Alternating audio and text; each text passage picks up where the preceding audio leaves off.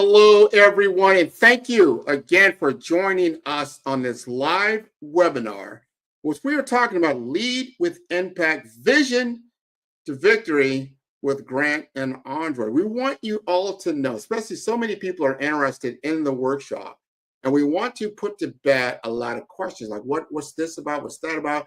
Who is Andre and Grant? Where are they coming from? Can I get value from this type of discussion and commitment of time? We're talking about taking a weekend from you, a Saturday and a Sunday. It's going to be wonderful. And we want to make sure that you're fully aware of what the workshop what it entails. And so today we're going to talk about some very important topics around executive leadership, executive presence. What does it take to actually lead in the boardroom, and who better to help us with that type of discussion than none other than Dr. Andrea Clark. So, how are you doing today? I'm great, Grant. Thank you so much for having me, and thank you. It's always a pleasure to be back with you, having meaningful, thought-provoking conversations. So I really appreciate this. Well, the audience really appreciates you. We got so much feedback from the show we did on Friday. We said we got to come back around and do it again on Tuesday because this is valuable to people, right? And we want to talk about executive leadership. We want to talk about what it's really like being in the trenches of the boardroom, right? And people are like, oh, it's this big mystery that's going on. But if you don't have exposure and you don't have experience, of course, there's a lot of questions that come up. So let's jump right in. I want to ask you this first question because I got this from another participant, and I said, all right, I'm going to ask her this. And it goes like this. Why is fostering creativity a key skill for leaders across all levels? And how does it directly influence patient care, organizational growth, and team morale? Wow, that's a really great question when it comes to creativity. I would start off prefacing by saying when it comes to creativity, creativity isn't just necessarily a nice to have skill for leaders, it's a necessary mindset that you need to have as a leader, right? So when it comes to, we'll break this down a little bit. When it comes to patient care, creativity allows leaders to think beyond their usual solutions. For example, they can find innovative ways to address complex cases and adopt new technologies to provide more personalized care. Now, when we segue over into organizational growth, we want to think of creativity and what that does. It's going to typically drive innovation. So leaders who encourage new ideas, they can inspire their team to develop processes or even come up with groundbreaking solutions. And then I think you said team morale, which is huge, right? It kind of makes or breaks the organization is how much your team is leaned into the organization. So when leaders foster creativity, it builds collaboration and it more of an inclusive environment where everyone feels vested into the vision. This is important knowledge because we get started. And I want to remind everyone this is live, so please ask your questions. If anything comes up, you feel like I want to jump right into the conversation. I saw Xander. Hey, Xander, thanks so much for acknowledging your presence. We definitely want to make this as interactive as possible because it's an opportunity for all of us to learn. And this is a knowledge share event. No question, cannot be answered. So go ahead and put the comments into the area of LinkedIn, and we will definitely acknowledge you. So great answer around, patient care, organizational growth, team morale across all those levels. And this other question, and this came in from last week as well.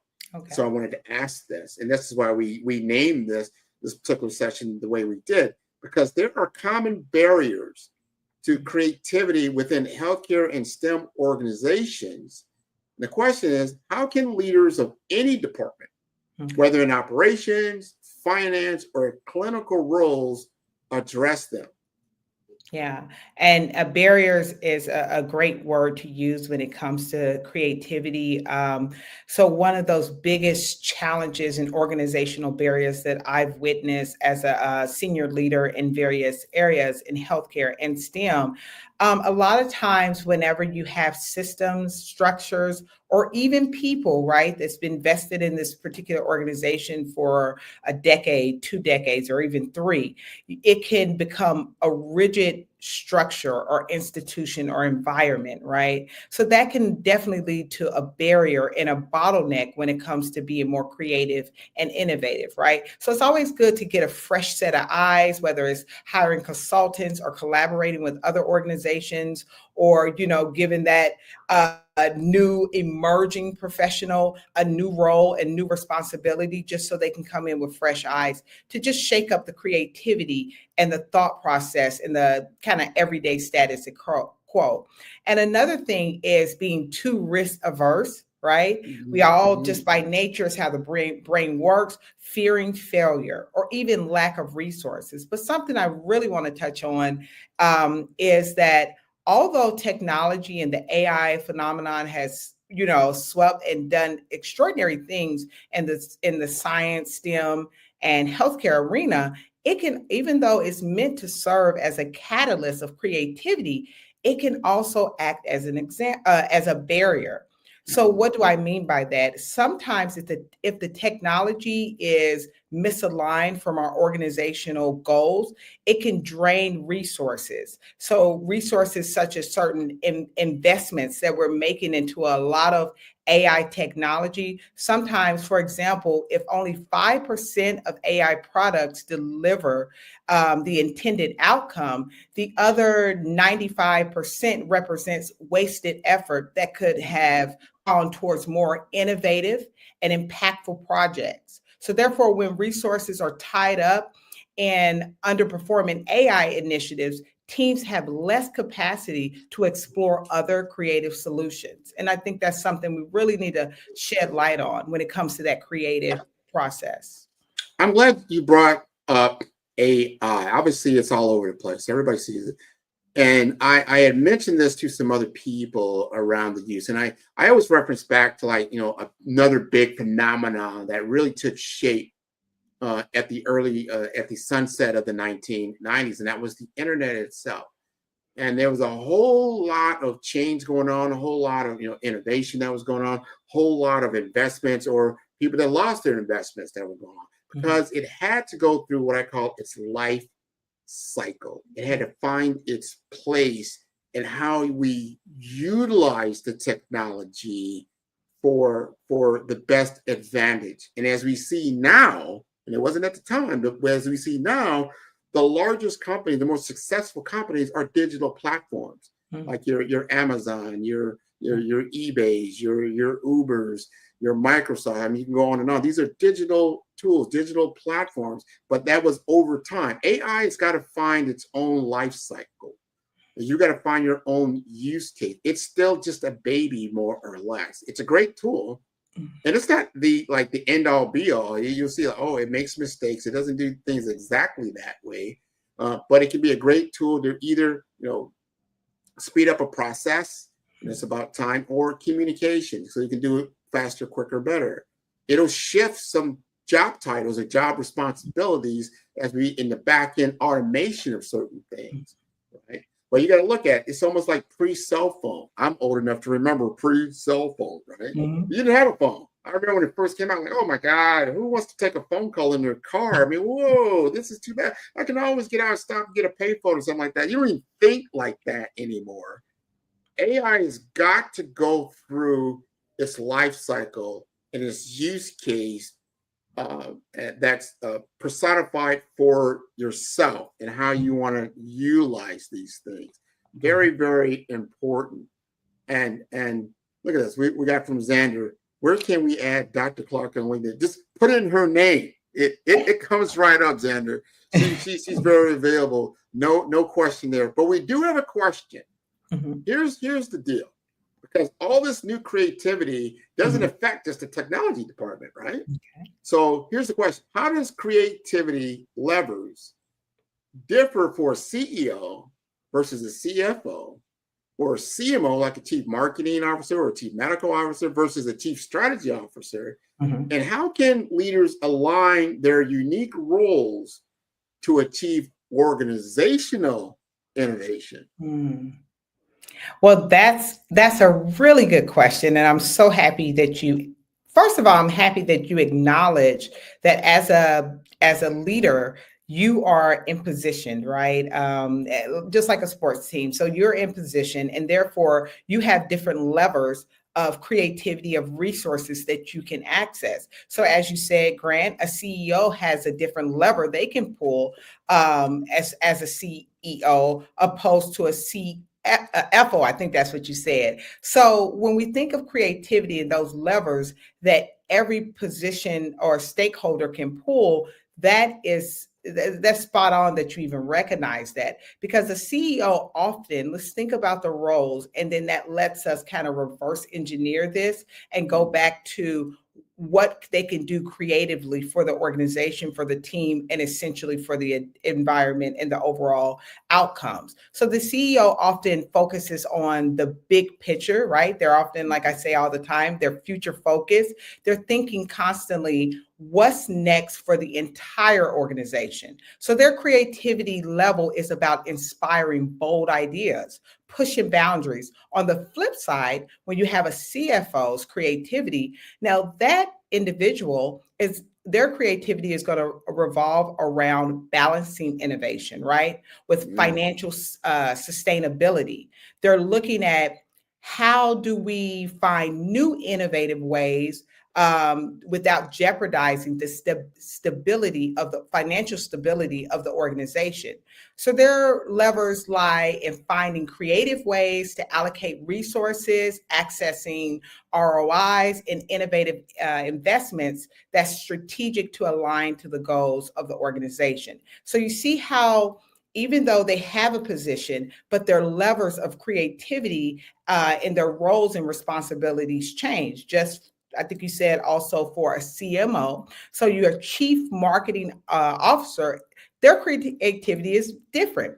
Their lever is storytelling, brand building, creating campaigns that resonate with the audience and stakeholders emotionally, versus your chief strategy officer, which focuses on how do we position this organization for long-term success. So this really goes into giving really a high level overview of what we've created with our Lead with Impact Summit. Given that real-time boardroom simulation at the Lead with Impact, it really gives us the opportunity to dive into those creative scenarios based on each individual's assigned role as they're navigating different complex organizational challenges that may arise, also simultaneously while they're fostering creativity based on the lever that they're positioned to pull. Great answer. And it helped me to understand sometimes people say chief strategy officer. Well, what do they do? What is that? Yeah. You hear these terms and you don't, and there's always like this, there's the chief AI officer now, I think that you're starting to see out there now, artificial intelligence officer. So there's different, but you're at the table and the seat of power within an organization where decisions are made, and then you're accountable, as you just said, for your area of expertise, right? And then understanding how all those things interrelate. We found through our study, me and you, that I say, hey, what we saw is that a lot of people, especially at the director level or just below the C-suite, the VP level, or even in the management level, they're just not real sure how other functions within the organizations, how what they do is impacted either way. And then by understanding that, being cross-functional, multi-dimensional, you don't have to be the so-called expert in marketing if you are in operations, but you need to understand how operations actually affects what it is that you do, right? So important. Yeah, like we got Xander. Xander is on it, right? Xander's like, hey, outside team, CMO, CEO, does your industry hire external AI creative agencies or artists to help achieve work? And that's what we're talking about, right?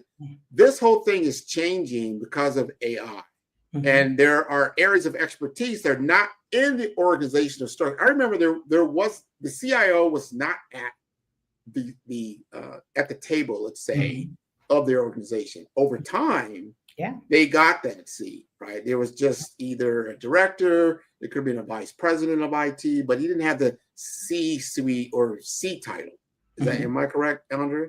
Yeah, you're correct. Right.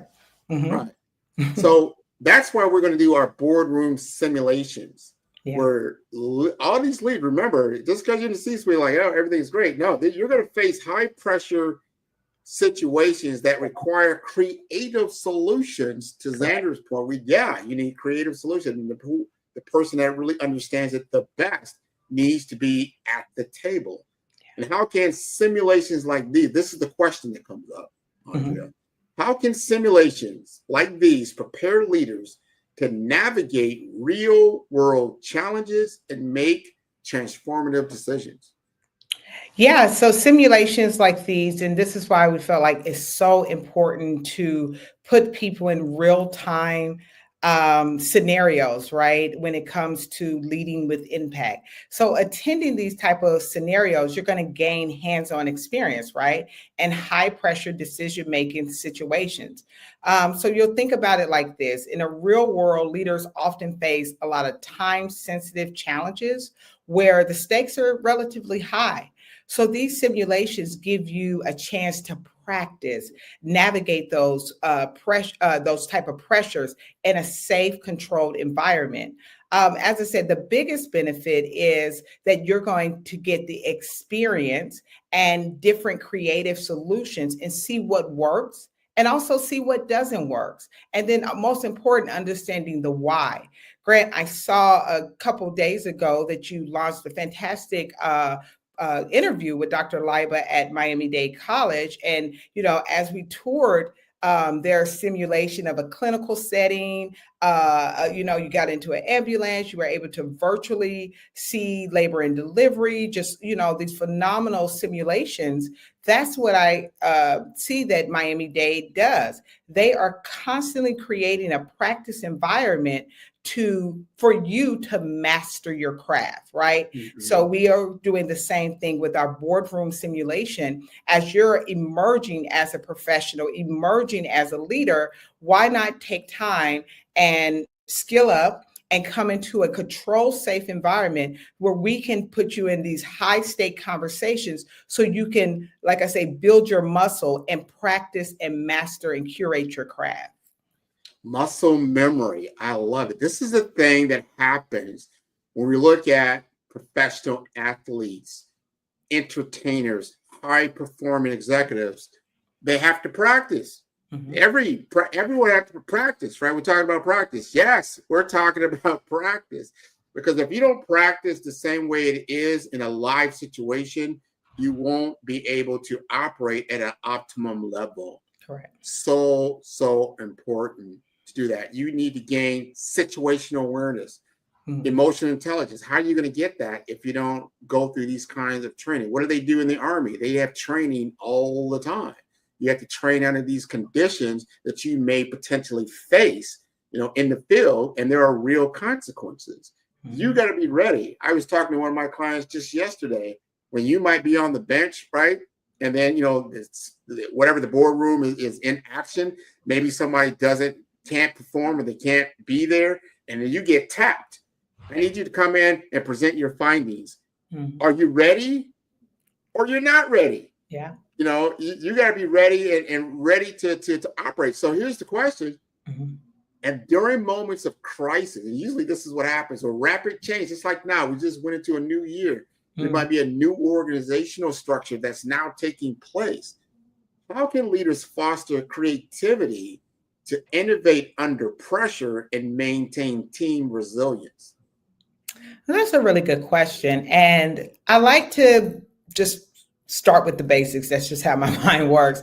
Well, we understand that there's no two scenarios or crisis that's exactly the same, right? May be a lot of similarities, a lot of nuances there, but not necessarily exactly the same. And that's what I like what you said about training like an athlete, right? So, in order to continue to evolve the creativity crisis and things that's going on in our healthcare and STEM profession, we must make sure that we master and make sure that learning is a lifestyle, right? Therefore, it used to be a saying my grandmother would say, life is like a heavyweight fight. You have to protect yourself at all times. So just like a boxer, like you said, prepares him or herself for the fight through rigorous training, these leaders, we must practice, like you said, and learn how to handle various situations when it comes to ongoing preparations that help us think on our feet quickly, adapt quickly, and stay resilient in times of crisis. And that's why we've created this simulation and this ongoing training so you can basically protect yourself at all times, because the only thing that you can consistently count on is change, right? Mm-hmm. So you have to create those skills so you can be as agile as possible when the change comes. Here's the question, because people are listening and they're saying, okay, I get it. I see why, yeah, simulation, I can get that.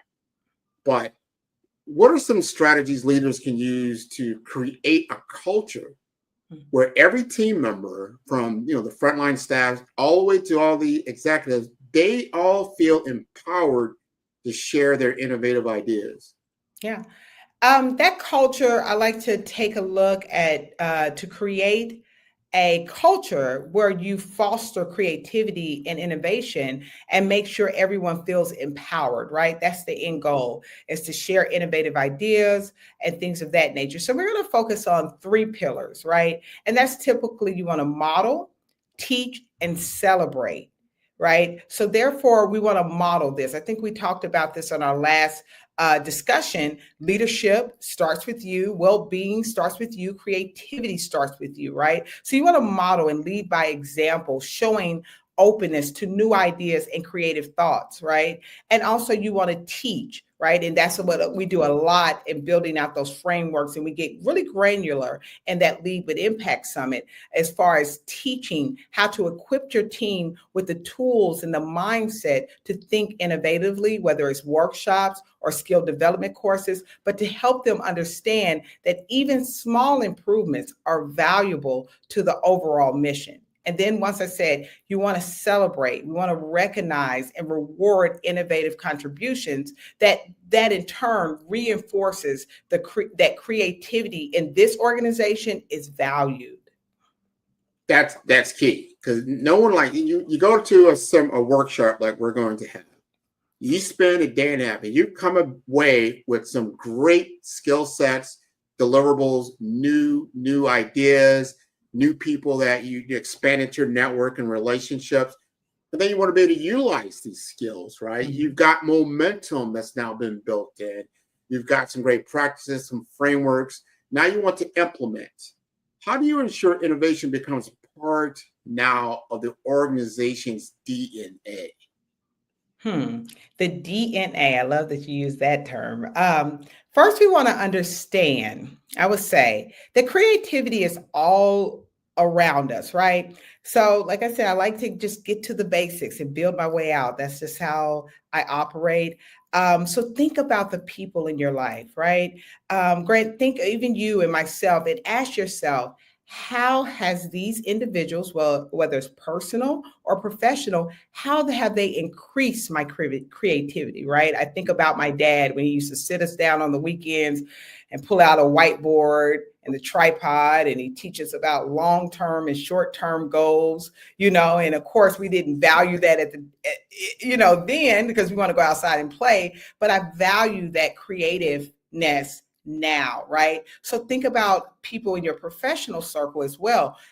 How have they shown up right? How has this encounter increased my creativity? So I say that to say you want to ensure long-term sustainability for innovations. So leaders need to recognize that creativity starts as a skill. It then Mhm. grows into a discipline, and eventually it becomes a mindset. And it's important to foster a culture where creativity is continuously developed throughout practice, where team members can reflect on how their interactions contributes to their own creativity as well. This is so important. We've only got a few minutes left. Okay. And so we want to use this time. And this is the most important question, I believe, Mhm. because I want to put myself in the mind of the audience. And for aspiring leaders, what is the one mind shift or habit that they can adapt or adopt either today or through the workshop to foster creativity and position themselves for executive roles in the future?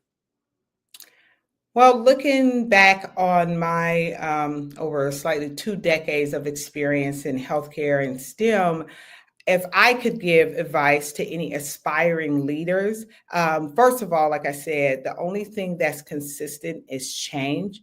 So do not become a one size fit only employee, right? You want to develop multiple skills along the way.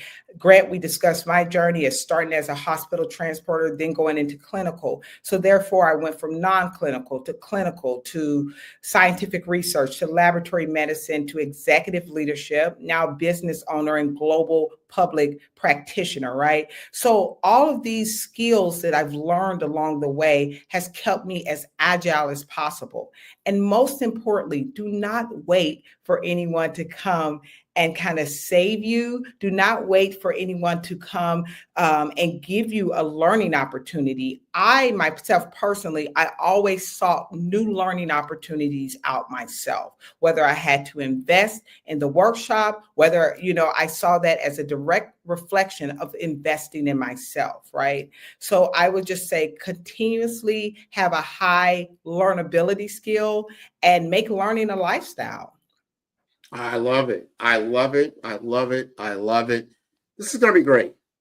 And we want people to get the value that they're looking for in this particular workshop. Now, we've only got a few minutes. People are like, all right, what do they keep? Some people know about Lead with Impact, Vision to Victory. Some people don't.